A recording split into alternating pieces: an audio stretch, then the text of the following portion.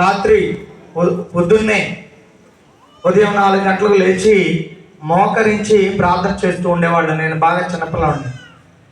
మరి అప్పటి నుంచి కూడా మరి మా అమ్మ ఇప్పుడు కూడా నా కోసం నేను గురువు అవ్వాలని ప్రార్థన చేస్తూ ఉండేవారు.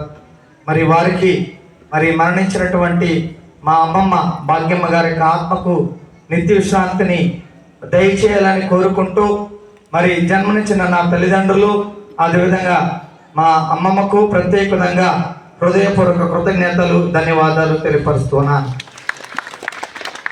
మరి అదేవిధంగా నేను ఈ గురుత్వ అంతస్తుకు ఎదగడానికి మరి నా యొక్క అన్నదమ్ములు, మా అన్నయ్య, వదిన, మరి పిల్లలు, అదేవిధంగా మా తమ్ముడు, మరదలు, మరి నిఖిల్, మరి కుటుంబ సభ్యులు, మా మేనమామలు, మేనత్తలు, మరి వారందరూ కూడా మరి ఎంతో ప్రధాన పాత్ర పోషించున్నారు. వారందరికీ కూడా నా యొక్క హృదయపూర్వక కృతజ్ఞతలు, ధన్యవాదాలు తెలియపరుస్తున్నా.